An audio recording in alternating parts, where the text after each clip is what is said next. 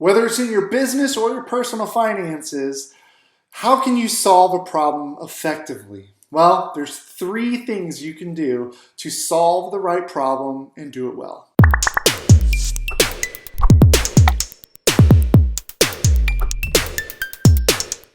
How's it going, everyone? Craig here, and I am a financial coach and profit advisor who's passionate about helping people and small businesses break the paycheck to paycheck cycle and find some peace of mind when it comes to their money.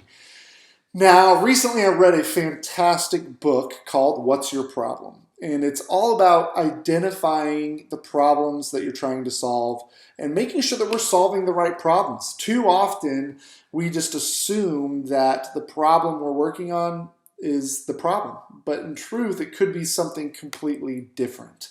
The example that is given in the book by the author is something called the slow elevator. So it says that in a building there was a slow elevator and people were complaining. And so the office building decided they needed to do something about it, right? So what's the problem here? Well, the obvious problem would be that the elevator is too slow, so the solution would be speed it up, right? Make the elevator faster and we've solved the problem. But in the book, they just talked about, instead, they looked for a different problem. So instead of saying the elevator is too slow, what could the other problems be? And ultimately what they did is they put up mirrors outside of the elevator on the ground floor or outside of all the elevators, and people stopped complaining. Why? Because they're just looking at themselves, and we all like looking at ourselves. So really the problem wasn't that the elevator was too slow. The problem was that people didn't like waiting. And so instead of solving the speed of the elevator, which could be expensive and could be time consuming and put the elevator out of commission for a time period, they went about it and said, what if we make the wait not so bad? And so they put up the mirrors. So you can see the value of looking at the problem and saying, is it really what we need to solve? And so this is an exercise I do with a lot of my clients. And there's three things in the book, What's Your Problem, that he talks about that you can do to make sure you're identifying the right problem.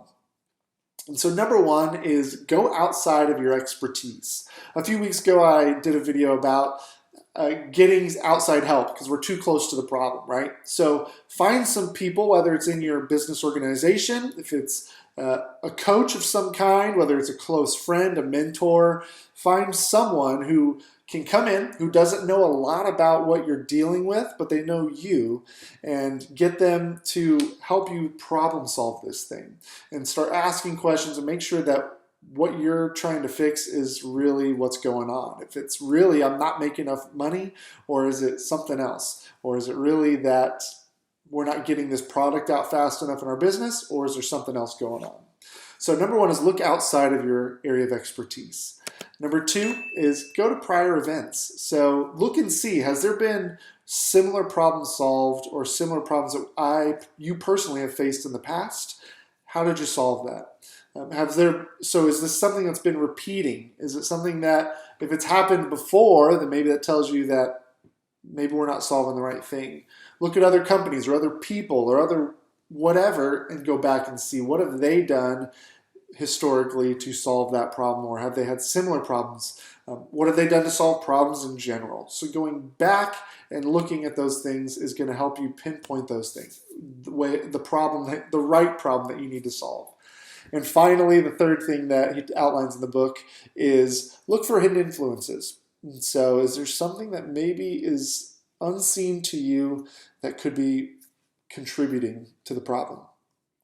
So again, if you're not making enough revenue, could there be a hidden influence going on? Could it be, instead of saying we need to go get more clients or get more customers or sell more product, is there something going on that might be influencing that lack of revenue?